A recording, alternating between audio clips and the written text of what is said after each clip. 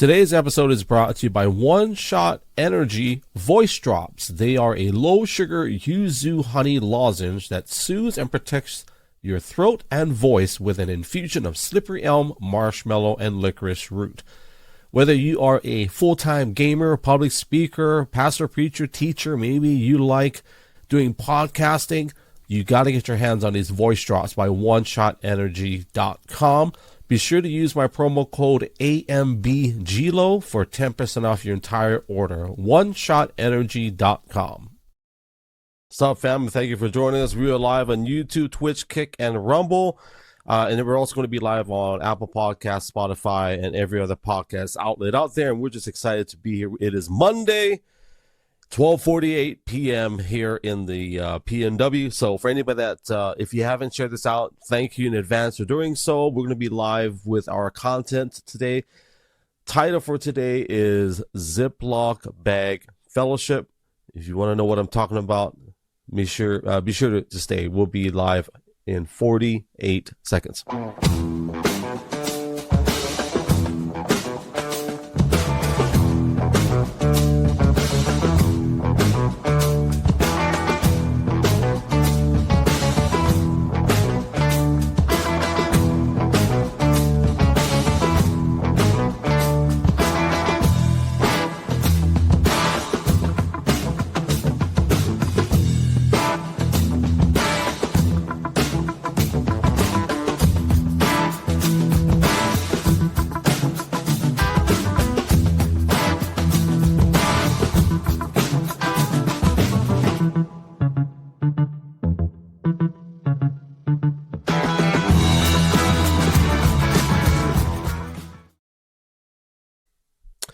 Just to make sure that I don't do a bait and switch, I promise you I'm going to tell you exactly what Ziplock bags have to do with fellowship.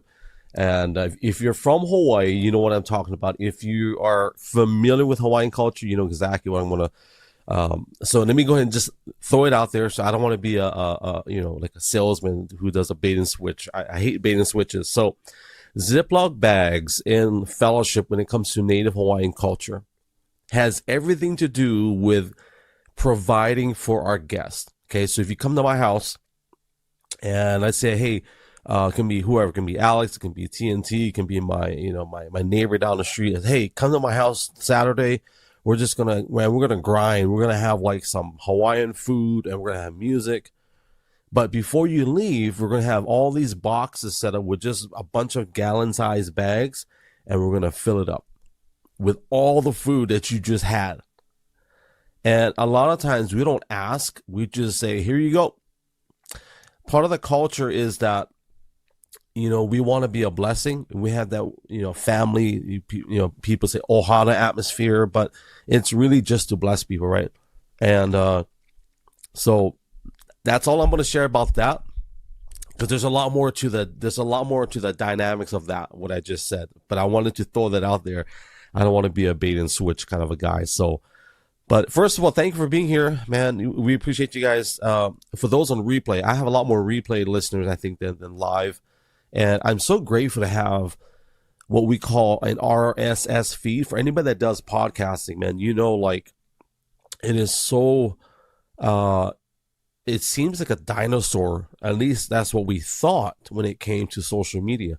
But then with recent, political advancements in Facebook, Meta now, Twitter, now called X, and various other platforms with TikTok, we're finding that your content is not necessarily as secure as you thought it was.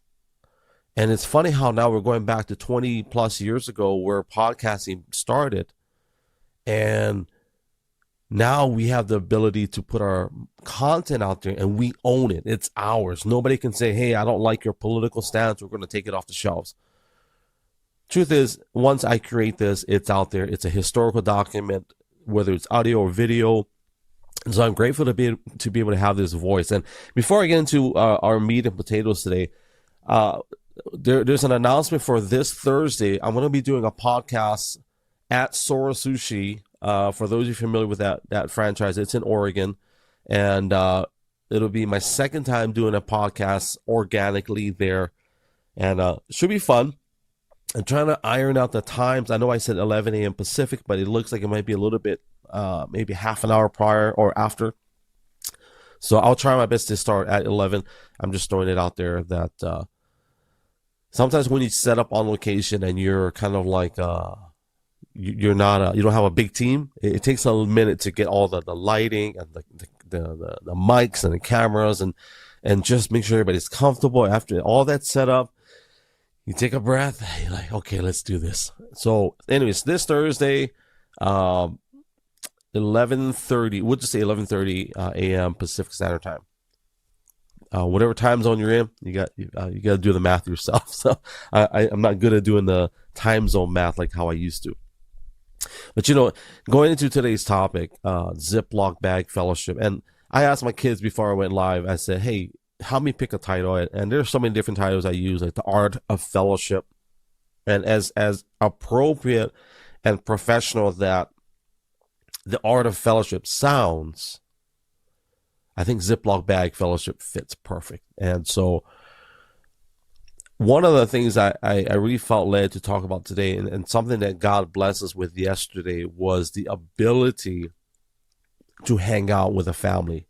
For those of you that go to church or any church, sometimes I feel like I'm not pinpointing any, because at our church, even in Hawaii, sometimes we would be, we go through the motions of what we felt we should do for a gathering, a fellowship, or a service.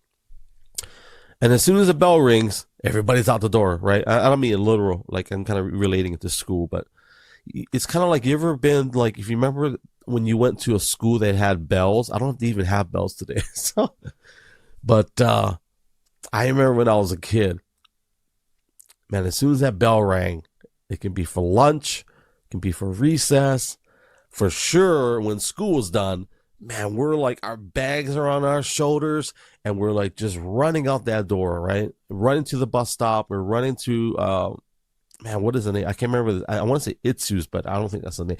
We used to run to this store just outside of the school just so we can get a surf pop. So in Hawaii, as a kid, we used to buy these surf pops. They were basically like popsicles, but they were big. They were fat. They were like just super thick and just like chunky. And sometimes we would skip lunch because we paid 45 cents for our lunch back then. And we used to skip lunch just so we can get snacks from the store. And we would save our money throughout the week, right? So we can buy, some big snacks, So, but anyways, we would rush out of that classroom so we can get to the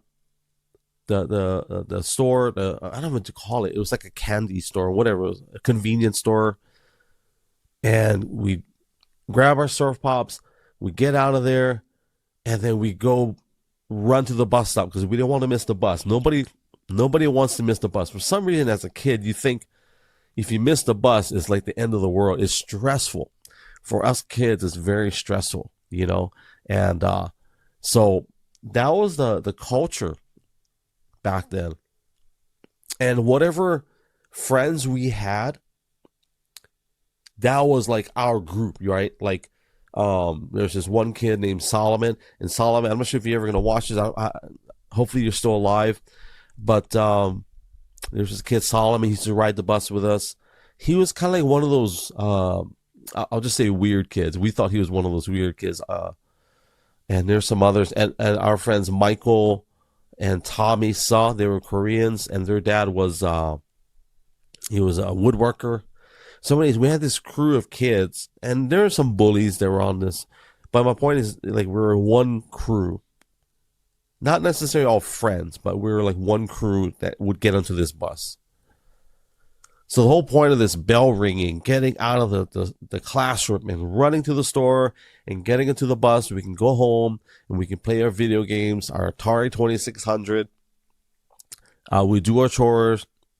We go run and we go play, we had a mango tree. We played outside. And of course, when we got our Atari, that kind of changed a little bit. We would play our Atari a lot. But that was the plan, right? Go to school, do what we got to do, get out of there.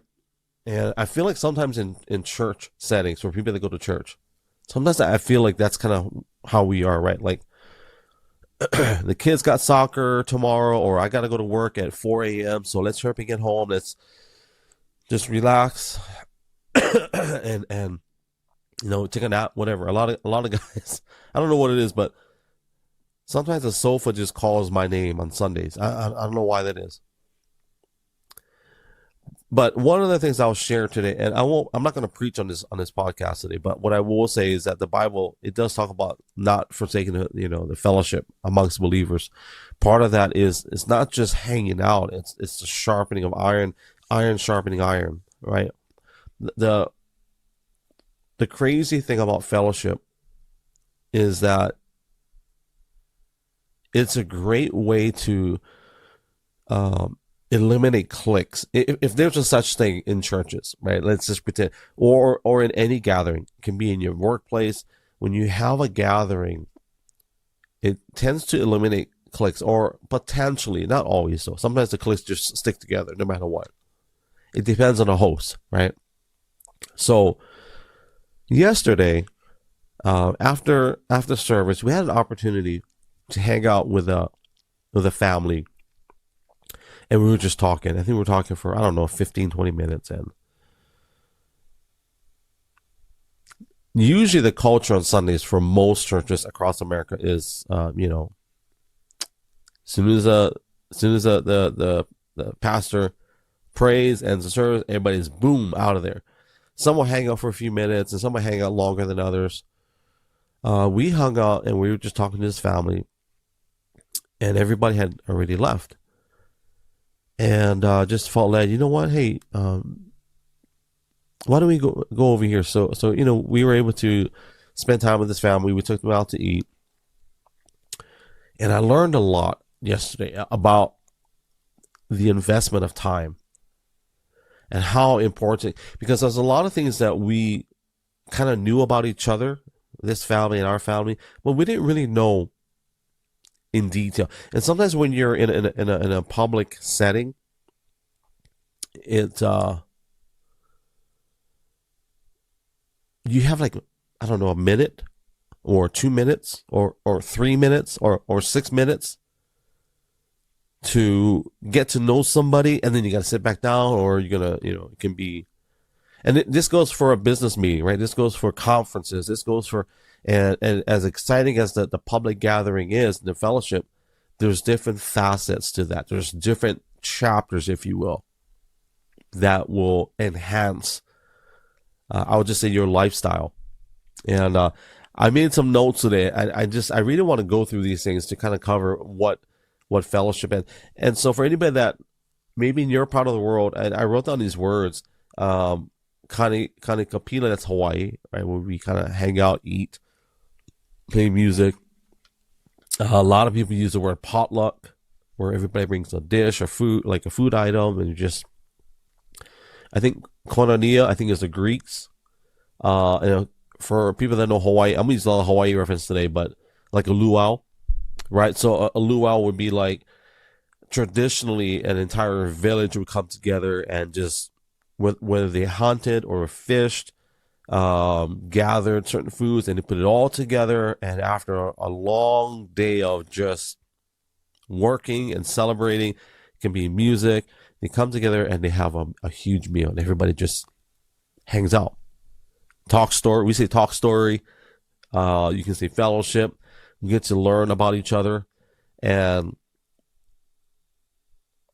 I will say that Hawaii culture, because that's my, that's my culture, my bloodline. I am so blessed to be able to have some of that, not just in our bloodline and our history, but like even now, like we're in Oregon. For people that didn't catch the earlier discussions I've had, but we're in the state of Oregon, and it's a lot different here. And it's not different necessarily in a bad way, but it's just different. I feel like a lot of people don't necessarily invest the time like how Hawaii people do. And it's not nothing negative. It's just a culture thing. Culture in Hawaii is, we're just going to hang out and it's not an imposing kind of a thing. It's like we're very comfortable having guests and it's not, has nothing to do with like I want to hang out so I can, take or it's more of a giving culture, right? So, but that idea of having this fellowship Hawaiian style as a kid growing up, it was a blessing. And so my dad, Filipino, right? So on the Filipino side, not the same as Hawaiians in the sense of how would I describe the differences? So in my Filipino side, it was always about the food. Hawaiians too, but for sure Filipino. If you've ever been to a Filipino household when they have parties, they have so much stuff. I mean, Hawaiian food too, but Filipino has always got. I feel like sometimes the Filipino food, they don't really throw away anything. It's kind of like Cantonese. If anybody ever had Cantonese style cooking, I'm not picking on Cantonese people, but I'm part Chinese, so I feel like I have a kind of a free pass. But Filipinos, man, they eat the pork blood, they eat the intestines, and I know all cultures kind of have something similar, but Filipino food, man, they eat balut, which is like, it's like an egg that is developing, it's like, oh, I don't think so. No. The thing looking at you, right, of course it's cooked, but still, with the feathers, no, I don't like eggs with feathers, but, so Filipino culture, like, and we could sit around the table and just eat and just have a good time. Hawaiian culture, same thing. It's a little bit on a different scale. Hawaiian food tends to be a lot heavier. so if you look at Hawaiian people generally versus Filipino, there's going to be a major size difference, right? And but it led me to this. What I wanted to share about, we're going to talk about the art of fellowship, but also the importance of it. And so if I was to ask you guys today, for anybody that's listening, everybody that's watching, if I was to ask you, like, what is your interpretation of fellowship? And what is your understanding of fellowship? And a lot of times when we hear the word fellowship, we immediately go to church. I think sometimes a lot of people, because that word, that's not a word. Or you go to Lord of the Rings, so it's like either church or Lord of the Rings. And ironically, there's actually a very fine thread that connects the two of those, And so if I was to ask, anybody that's watching or listening, like, what is your interpretation of fellowship? And a lot of times we'll go towards like church or, obviously the movie Fellowship of the Ring. But I'm going to make the argument that fellowship has variable dynamics to it, meaning like it can be on a grand scale, as someone was reading the Bible where it says, do not forsake, the fellowship amongst believers. And there's huge benefit to that. But I'm going to make the case that even for me as a kid, I was able to experience fellowship with my brother, just me and him. And it was valuable. And there was a time, I wish I could tell you the year because I can't remember. We'll just say 80. We'll just say 1980. Let's say 1980. My brother and I used to sit at let's say 86. No, 82. Let's say 80. 1982. My brother and I used to sit. So in our house, we had a dining room, and in this dining room, it had like this chandelier that hung over the table, right? So it lit the table in this dining room, and then we had another room which was I call it the living room, and then the living room had like a sofa. Couple of sofas, had a TV, had the big stereo. It had a big picture window where we could see outside. We could see we had a rainforest in our backyard. So our backyard was literally a rainforest. Mango trees. banana trees, coconut trees. That was our backyard. And so the picture window that was our, and we had a little, I made a little pond in the back, as a kid. And that was my playground. But, so that was the living room, I called that. And then we had another room called the family room. And the family room is where my mom and dad had these really expensive, sofas. I don't know but they're expensive and fancy looking. And in this room, we had a piano.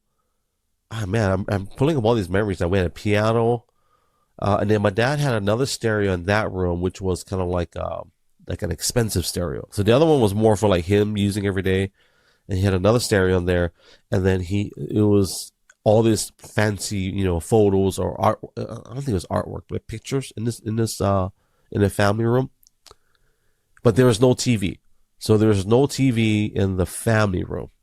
And of course, this one had a huge picture window where we could see outside. And of course, our front yard it was a beautiful landscaping. And for people that have seen my old pictures, so I'm painting this picture for you, okay? So we had a family room with no TV, had a piano and maybe a stereo for music, had a nice big coffee table. And then we had the living room. This is where, and also in the living room we had these small little fold up dinner tables. Okay, so here's a picture. I painted all that, so it took a long time for that one. But my brother and I, every morning, 5 days a week, just me and him. Sometimes my dad would join us, but we would sit at our family in our dining room, and we would eat breakfast together every morning, 5 days a week.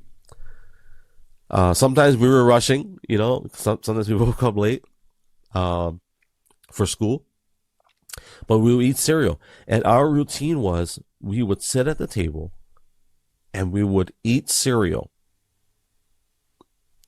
The routine was pour the cereal, pour the milk, put the box down, and we would read the box. Like we would literally we would read the labels. I learned a lot about, chemicals. As a kid, I learned a lot. I learned so much about ingredients. I learned a lot about wow, cereal really is rolled oats, or I was like, wow, what is so as a kid I'm reading all the ingredients. And then I turned a box around, and back then they had games, right? You could play games. And some cereal boxes back then you would get actual, toys in them. So a lot of times we would shake the bag upside down so we could get the toy, because usually the toy would fall to the bottom. And as time progressed, they got cheaper. They got like stickers and whatever. So that was our routine. And my brother and I, we rarely talked. A lot of times we would just, if we talked, it would be a question about. And it's funny because my boys are, they're older, but they remind me of how my brother and I used to be. And in these conversations, I don't remember a lot of what we talked about, because we didn't really talk a lot, because we're kind of usually in a rush. We usually had like 10 minutes to eat, right? And but in my mind and in my heart, the lady we spent time with yesterday, she said something. I wish I could. I'll remember it and I'll post it somewhere. She said something in the area of memories. It's just like we never forget the memories. Like you don't forget. There's no expiration to our memories. I think that's what she said. I probably butchered that, by the way. But I don't remember our conversations. I just remember the time we spent, and I remember how good it felt.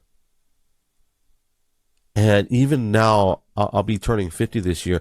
I miss having that, to just sit at a table, eat breakfast with my brother, and we just hang out. And a lot of times my backpack would be here, and my shoes, I wear slippers or shoes, and I'm like, just as soon as I'm done, throw the bowl in the sink, and we run out the door. I don't think we ever washed dishes before I think we just rinsed it, threw it in the sink. because when we came back home, we got to do chores. So, but that was my memory, my first memory of actual fellowship, and that's with my brother. And even to this day, man, it's so special. As simple as that was, it makes me look at my brother now, who's been in a hospital for a very long time, 3 years. It makes me really treasure what we used to have, and makes me wish I could have that now. And I'm not saying this as in a form of regret, but as a way of like being grateful. I said, God, wow, you blessed me and my brother with an opportunity all those years ago to be able to do that. I bring it up now because I don't know how many people have that today. I don't know. I have a suspicion that not a lot of people can experience that today, just because of culture, just because of how people are raised today. And I don't know. If I was to ask, the audience today, sorry, my camera went out. I'm not sure why I did that. But if I was to ask anybody that's listening or watching today, like, do you have that? Do you have that ability to just sit at a table, have a meal, or even just a discussion, just fellowship? One thing with my family, we always had dinner together. My parents worked. My dad was a bank executive. He was a vice president of a bank in Hawaii. My mom she managed a medical group back then. But we always had dinner at the table every single day as a kid. We never, now, of course, the exception is if we went out to eat or something like that. So I will say, once Happy Days, I'm showing my age here, but if anybody ever watched Happy Days, there was Happy Days, A-Team. What did we have back then? Happy Days, A-Team. Happy Days, I think, was on a rerun, because I think it was still, we would watch that every single certain times of the week. They would have, so for people that don't know, TV back in the day, it was actually on a schedule. Like, if you missed it on a Thursday, you missed it. So the way we did our family dinner, sometimes we would eat if you remember, I talked about the living room. So our living room was where we had the TV. Okay. So in the living room, we would set up these little, I call them micro tables, the little fold outs. I don't know if anybody is even going to know what this is. I'm going to try my best to explain it. But we had these wooden tables. They're not that big. They're like, I don't even know the dimensions, but I'm going to just kind of like paint a picture for you, okay? And you'd flip them over, and they had these metal legs that you had to squeeze and plop out. Squeeze them and plop them out, right? And you had 4 legs. So my job, since I was the youngest, that was my job to unfold the legs, turn the table over, and then, I would have to get the forks, the napkins, the spoons, and then my brother would bring the food, and we would have our family dinner watching Happy Days on these little micro tables. And even though we were watching TV, we were together as a family eating dinner. And even to this day, I'm like, man, that was so special. That was so cool. Because we don't have that today. Like, let me say this, my family, we eat dinner together almost every day. There's some days we're not home if I'm working late, or if we're at church, or we've got something that's taking us away from the house, basically. Or if I'm traveling, I don't travel as much now, but there are times where, and this is the rough part. This is where I want to talk about today. Like, me not being home and just traveling a lot, that was tough. And I don't look forward to traveling in that respect, like not being home, and then, my wife and kids are, they're, I don't want to say they're fending for themselves, but it almost is, right? So I forgot, I lost my place. Where was I? We're talking about, my family eating dinner, yeah, watching Happy Days, right? But it was during those moments when we talked, when we sat at the dinner table in the dining room. When my grandparents would come over, we would eat dinner in the dining room. So my parents they were smart. When they built the house, they designed everything with a purpose, right? So the dining room, there was nothing in the dining room except for the chandelier and a couple of photographs around the dining room. And the dining room was separate from every other room in the house. When you came into the dining room, that's all you did. And we would sit there for hours just eating and talking, laughing, sometimes crying. I can't remember the specific details, but I remember being at the dinner table, and I remember seeing my grandparents crying. And I still remember this. Check this out. I actually remember this. Isn't this crazy? I remember as a kid, I think I was 8 years old, or I think I was 9. I remember sitting at the dinner table. We just had dinner. My grandparents, my grandpa Hui and my grandma Hui both passed away. That's my Hawaiian side. I remember them sitting at the table and they was crying. Isn't that crazy how I remember that? That's like 35 years ago. More than that. No, shoot. That's like 40 years ago. Wow. I remember my grandparents crying at the dinner table. And the reason why they were crying is because their daughter, my Auntie Alicia, had just left Hawaii to go to college. And I remember how sad they were. They were heartbroken. And I don't think, at that time, I don't know if I don't remember the context of it all. But I just know that they were heartbroken. They were just sad that she was gone. That she was going to forever write out a different chapter without them. And it was all at the dinner table. Isn't that crazy?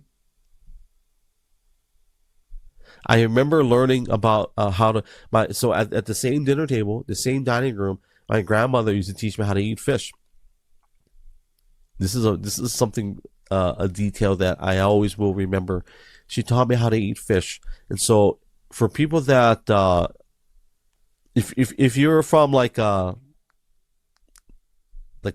Chinese type country or Japanese or Hawaiian or even a European country that where they eat the whole fish, like when we eat fish, we cook the whole thing. Of course, we cleaned it out, but anyways, we had this big fish on the table, right? And my grandma, man, she knew how to eat, bro. I'm telling you, she would scoop out take out part of the belly, and she would pluck out the eyeballs. And I'm like, as a kid, you kind of, oh, and grandma, you eating an eyeball? And she's like, yeah, it's good. So me being naive and just a little kid, I want to try some new stuff. So I eat one, and I'm trying to eat this fish. I'm trying to eat the fish eyeball. And I'm like, I'm crunching and crunching. I'm like, it's not working. And I remember she goes, no, you don't eat it. You just got to suck on it. So I'm like, okay. And after a while, I'm like, in my mind, I'm like, wow, this is good. But in all reality, it's not good. It doesn't taste good. I mean, it doesn't taste bad. I don't know. It tastes like, I don't know. It's just like it's like a chewy gumball that never turns into bubble gum. So I think in my mind is what I was thinking. If I chew this, it's going to become like a fish gumball or a fish bubble gum, or I don't know. But that was all around the dinner table. And all those moments, I think, are so important. I'm definitely going to spend a lot of time today. I know we're talking about fellowship, and I know we're talking about, but we're going to spend a lot of time on like the dinner table, because I think that's something that's lacking today. And even if you're single, Man, set up a little dinner table. Turn off your cell phone or TV, or leave it on. I don't know, and just sit there and eat. And then if you gotta have someone to talk to, maybe turn on your phone and maybe call somebody and you guys talk and eat together. I don't know. I'm trying to get creative with this, but all those elements I was sharing with you guys is that there's so much things that I learned around the dinner table, but it was never really about the food, right? It was always about the time. And I think that the time that we had around those moments are so special that how shall I put it? They're almost like, well, one of the things that's happening right now with I'm going to go into AI, and I'm going to connect the dots in this. There's a lot of people that are doing AI art right, and beautiful stuff. As a matter of fact, my image for my intro video was AI art. So there's a use for it. But there's something about something that's done like organically in person, in the flesh, that makes it so powerful. During the pandemic, for people that experienced the pandemic, you may have remembered how we did work. Do you guys remember when the pandemic happened? When you had to stay home from work? Do you guys remember that? And do you remember when you had meetings? You could go to a meeting without any pants on. You guys remember that?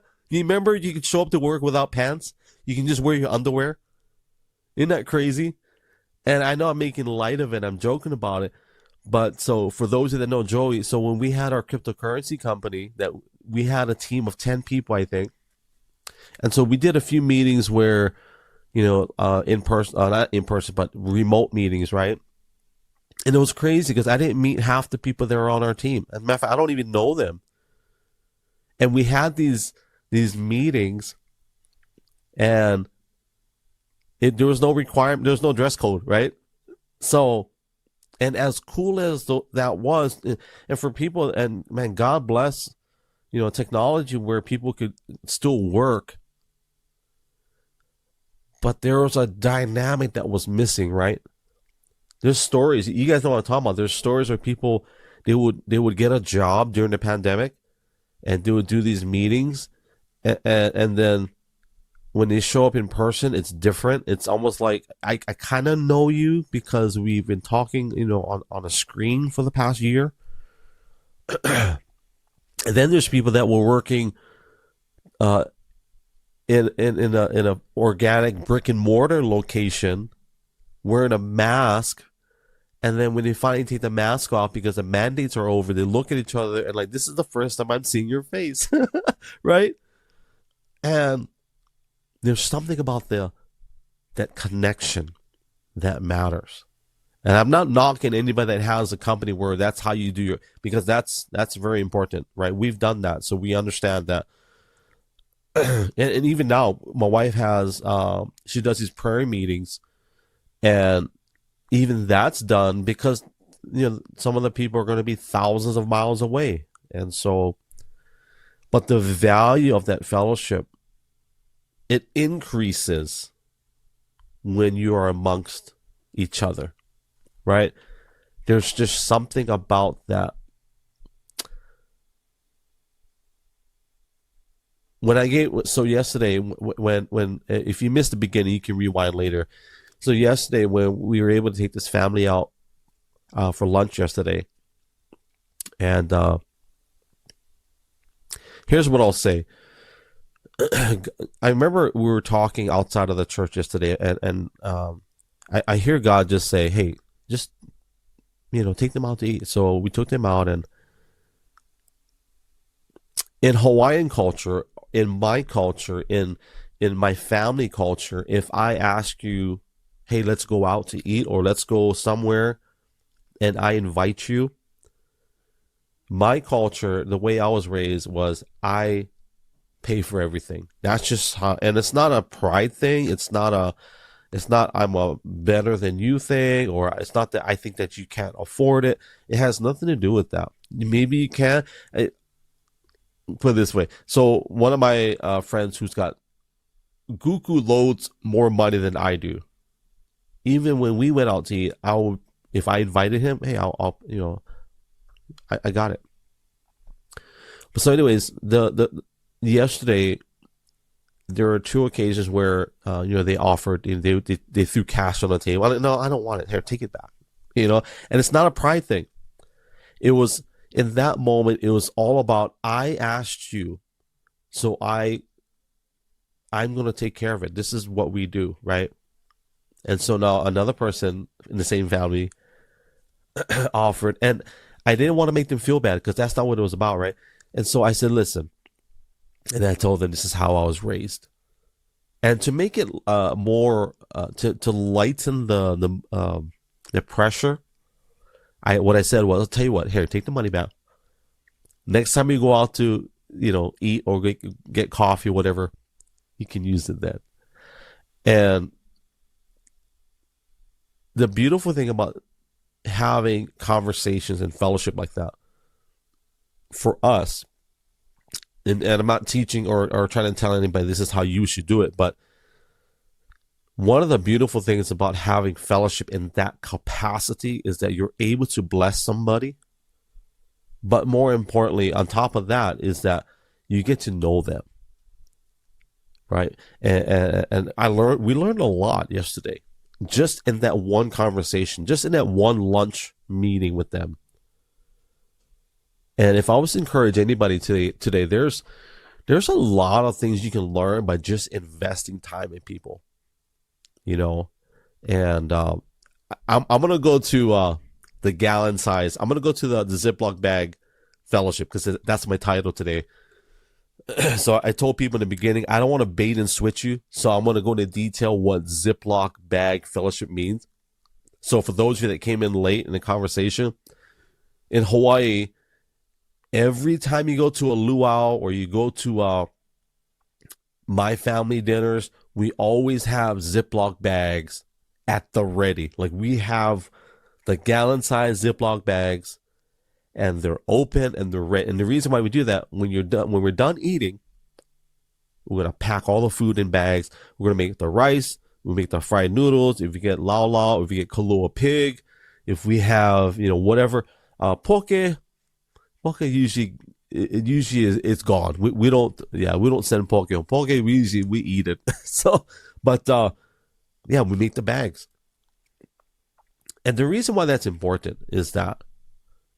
So I'm going to throw my cousin, Pastor Rachel Ewan, Rachel Nihi.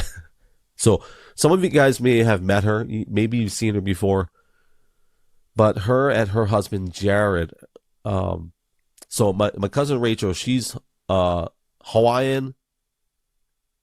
I'll just say Hawaiian. She's half Hawaiian, half Hale. Okay, so her mom's, from Virginia. Her dad, my mom's brother, Hawaiian, and I want to say Japanese. I'm not sure. I don't know for sure. They can correct me later. But so, anyways, my cousin Rachel is. You see her. She's Hawaiian for sure. And it's not about the size because our Hawaiian side is kind of on the bigger side. So, but her husband, Jared. Bro, that bugger is like 6'3". I don't know the weight now, but I do know in college when he played football, he was like 3. I want to say 3, around 300. 6'3", 6'3" or 6'2". He was big. No, I think 6'3". I think his brother is even bigger, 6'4", 6'5". Same build. So, anyways, that's their family, okay? And here's my point. You go to Rachel's house. So Rachel has a dinner table too, okay? But nobody sits at the dinner table. Okay? Nobody sits at the dinner table. Nobody. Because the dinner table is one of the tables that we use just for the food. I'm actually underselling this, okay? Because there's a lot more. It's not because we're pigs. We can eat, but there's so much food. Like we have like 6 or 7 main courses, 5 or 6 side dishes, more than that actually. We have at least 5 or 6 desserts. Of course, you gotta have the poke. Always have poke, always, and it's not just one. We have like at least 3 to 4 minimum different types of poke. And then we have another, she'll have like a cooler outside with all the drinks, but that's a normal thing. And so the thought process to these types of meals and these types of fellowships is that it's never about the food. The food is what brings us together, or so we think. But it's the conversations we have with them. And we can, so if you don't know what a typical meal is like in our house or in my cousin's house, the first hour, you're saying hello, you're hugging everybody. I missed you. How's everything? And your family? How this and that? We start to eat a little bit. And even when we're eating, we're still saying, hey, we're talking, eating. That's the first hour. Okay. Second hour, we start really getting into the heavy conversation. That's when we have the tough stuff. We talk about, what happened. We talk about, I'm struggling with this. How we have those tough talks. That's an hour number 2. And somewhere in between hour number 2, we're eating again. Or we're eating while we're talking. And then sometimes in hour 3, that's when it gets really heavy and emotional sometimes. And I'm oversimplifying it because there's a lot more details and dynamics to how these family dinners go. But, and usually around the 4th hour, we, sometimes we take a nap. I do. I'll take a nap. If I'm tired, I'll go to, I don't care whose house it is. If we're going to be there for hours, I take a nap. I don't care where I'm at. So, but, yeah. So around that time, and then we start cleaning up, right? Usually hour 4, hour 5, we start cleaning up. Now, this is just my family specific. I'm not sure. I can't speak for all, but my cousin Rachel is the same. So we start cleaning up. And it's around this time when we start bagging stuff. We start putting food in bags. And then we'll put them in boxes. And through all of this process, man, we're growing up together. We're encouraging one another. We're speaking life over one another. We're even sometimes we'll discuss ideas. We've had, over a lot of these types of dinners, we've had business ideas pop up. We've had conferences come out of these types of fellowship. Now, I know this is not typical for everybody, but I'm just sharing you what my life and our family when it comes to fellowship. And I will say that, it's so important to have these moments. And I know that not a lot of families have that luxury, right?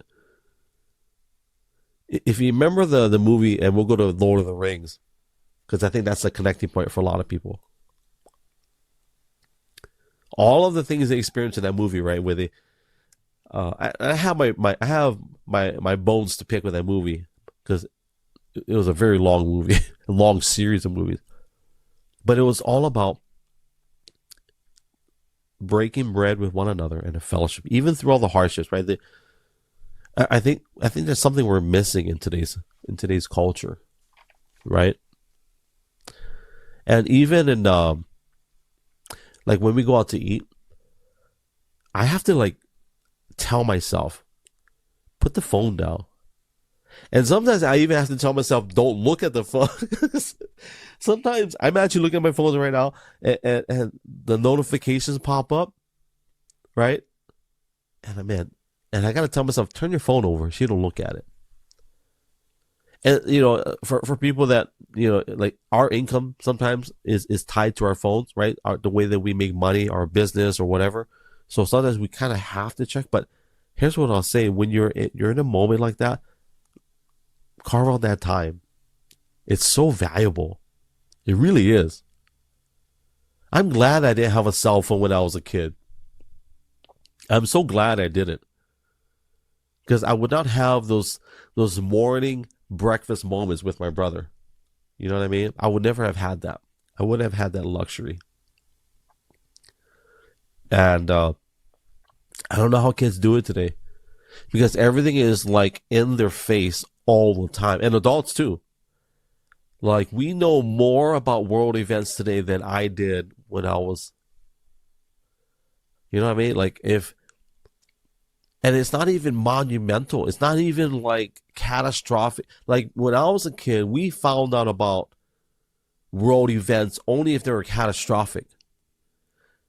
Now, if Donald Trump says, I don't like Russian food, everybody finds out, oh, did you see what Trump said about Russian food? Or it can be Joel Osteen from the big church in Texas. If he buys like a luxury car, everybody finds out within the hour. The whole world finds out. Like, we just can't escape it all. And the heartbreaking thing for me is that it puts us at a deficit. It puts us at a deficit. So now our organic life has succumbed to the electronic life. And the byproduct of that is that we have superficial, artificial relationships. One of the best testimonies that I want to talk about Twitter. I want to talk about Periscope, Twitter. For those that don't know what that is, so Periscope was a live streaming application that Twitter had purchased. I know 8 people that met through Twitter and got married. And there's 2 other couples that I know personally that are my personal friends. They're in my, I'm going to call them my inner circle, that they met because of Twitter. And it's crazy how these connections were initially made through social media. As a matter of fact, my one of the guys in my wedding court, when I got married all those years ago, he met his wife now because of the internet through chat rooms, and now they have a huge family. But it all led to this organic engagement or interaction. And I will say it's kind of heartbreaking to see today where people are they're struggling to have, I don't want to say just meeting, but they're struggling to have a real engaging relationship with someone, because everything is done through a screen, whether it could be a phone, iPad, computer, desktop, whatever. And if I was to encourage anybody, and this is where my church hat comes on.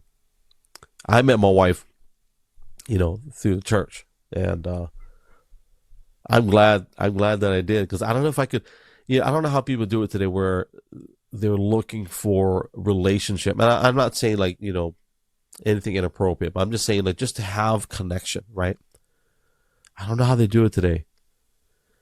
And a lot of times we go to our path of least resistance. And usually that's through social media, where people use social media as a form of connection. It's harder to go to your local place of fellowship. It can be a church. It can be maybe your workplace or whatever you have, right? I think people go towards that path of least resistance, where they don't necessarily have to show their face. They can, at any time they can exit that social gathering on social media, whatever it may be, and then go back to their their cubby at home or at work or where they're at.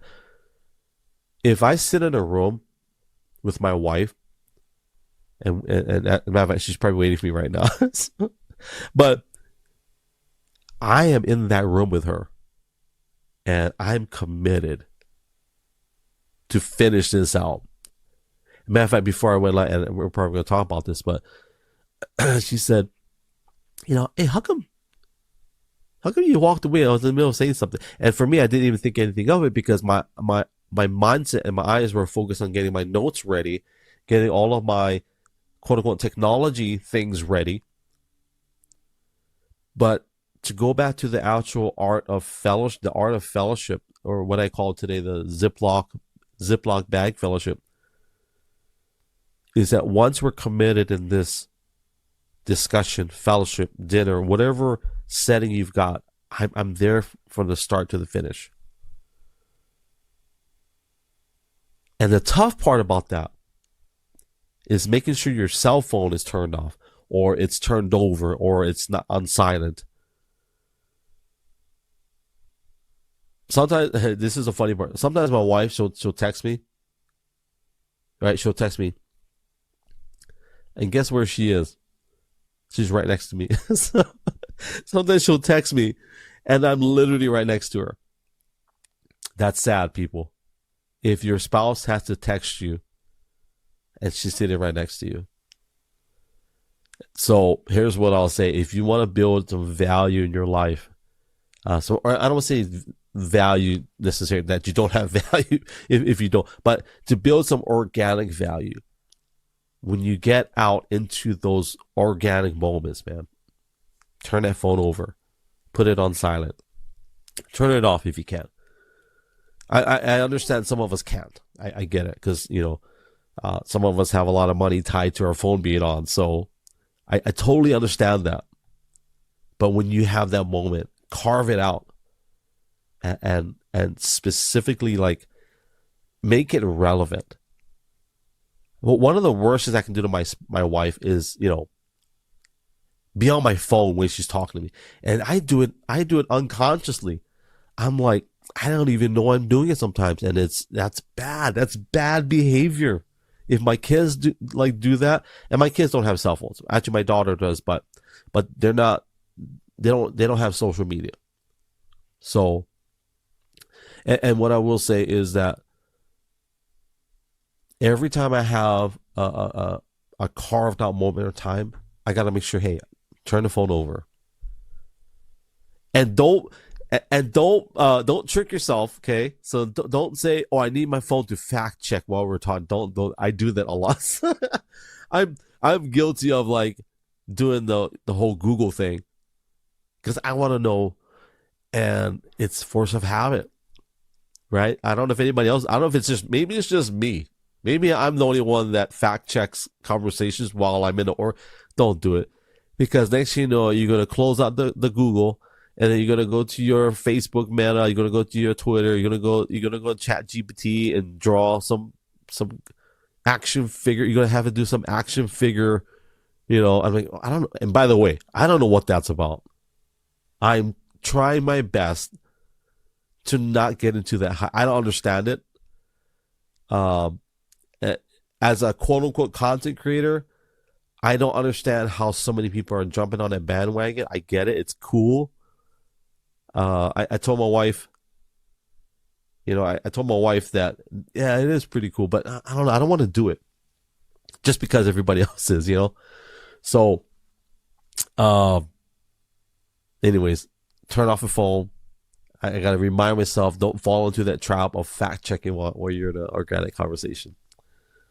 I will say I've noticed my connection kind of blipped in and out, so I do apologize to my live audience. We are going to land the plane in a few minutes, but I just wanted to really, and I'll share some scripture for anybody that wants to, put some heaviness to it. But in Hebrews 10:25, this is what I referenced earlier. It just says that do not forsake the assembly amongst believers, if you want reference for that. So Dr. John said, if you fact check me during a conversation, that would be our last conversation. That's funny. That is funny. Well, That's a good one. Would it be? I feel like that's a threat. That's so funny. But I know it's not a threat. But my son. So my youngest son, he he's so smart. Like, and he plays it off like because of his behavior and things he does. You don't look at him as the analytical one or the high talk. We call it high talking intellectual because my other son is that high talking intellectual, but my youngest son, he knows more about American history than most kids his age. I would say a high, just because I don't know, he can tell you about the world wars, tell you about what countries were involved. He can tell you all that stuff. Yeah. I don't know where I was going with that, with Dr. John, but here's what I'll say.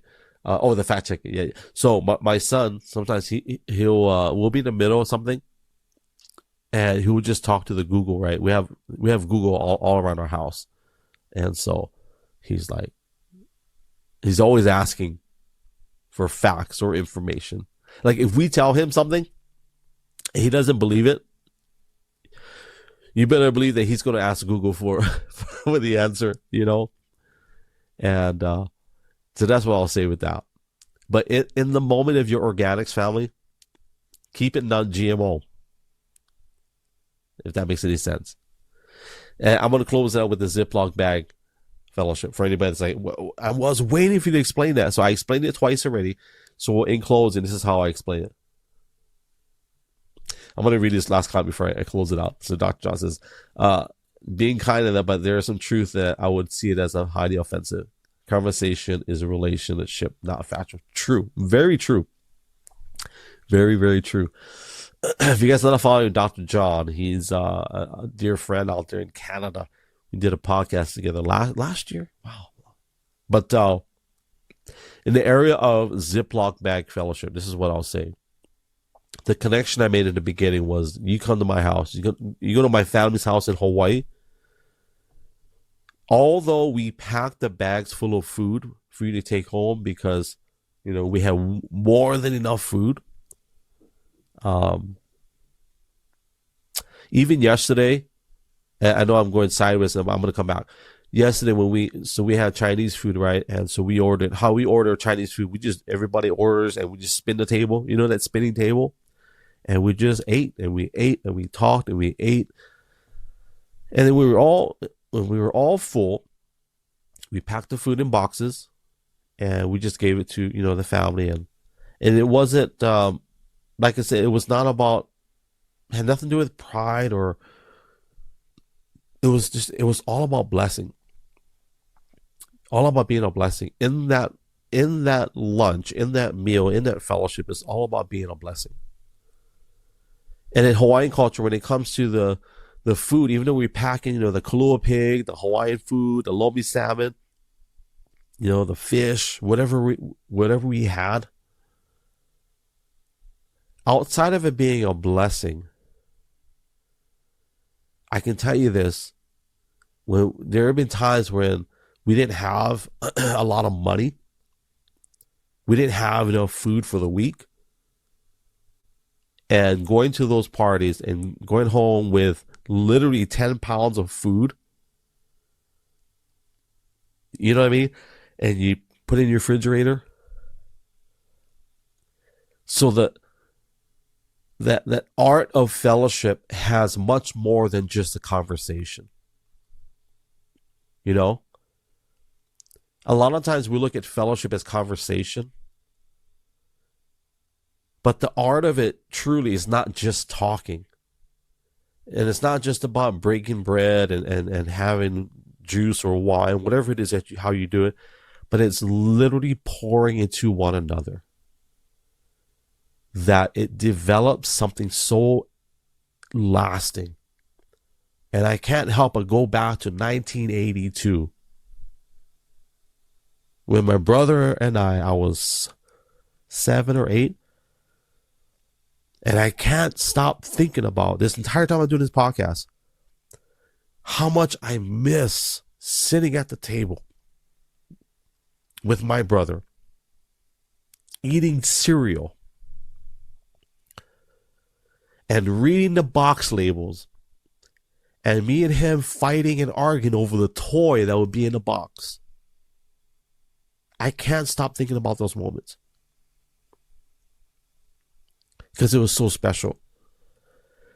And my heart breaks for people that don't have that today, because that memory is forever etched in my heart and my mind. It's tucked away. When I need to pull it back up and think about it, it's there. And that is the art of the fellowship. That is the Ziplock Bag Fellowship. It wasn't about the cereal. It wasn't about the toy that we fought over. It wasn't about the, reading the nutritional facts on the side of the box. It was about having my brother next to me and just hanging out. I don't even remember the conversations, to be honest with you. But my heart is forever connected to him through that simple conversation. 5 days a week, eating breakfast at the table. Sometimes we fight, and sometimes we argue, and sometimes we're late for school. But we had that time.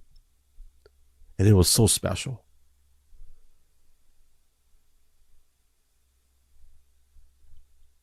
All right, I'm done. I just want to say thank you guys for hanging out. Thank you for giving me your time. This is a short one. I can go on and on and on, but I think I wanted to land it on that. So I will say, guys, I really appreciate you guys spending time with me. I appreciate that. Little announcement for Thursday. So Thursday, I'm going to be doing a podcast with Pastor Rory Rogers. He is a lead pastor for Calvary Chapel. We'll be doing it organic in person at Sora Sushi. So we're going to eat some sushi after we're done. Hopefully, we'll see if he has time. But we'll be doing that organic in person. Just keep us in your prayers so we can set all the equipment up, the cameras, the lighting. Hopefully there's no, hiccups like today. But I'm excited. I'm excited to see what God's going to do this year for our podcast. And we appreciate just everybody really sharing this out. If you're on Spotify, Apple Podcasts, thank you for giving us a 5-star review. Appreciate you for that. So, all right, that's it. We gotta go do some shopping for the kids, and then I gotta pick up some equipment. And that's it. I think that's it. We're good. Family, thank you for your time. Thank you for your hearts, for those of you that are tapping on the screen, the likes, shares, reposts. Thank you for all of that. But most importantly, thank you for your time above everything else. And I really hope that the exchange of your time for this, that it was worth it. And it is my desire to share my heart, my life stories, and just creating historical documents through conversation. So my name is Brother Greg, aka Rogilo. Thank you for everything. Love you guys. God bless you guys. Ahui ho. Aloha and mahalo. Yes, sir. Choo.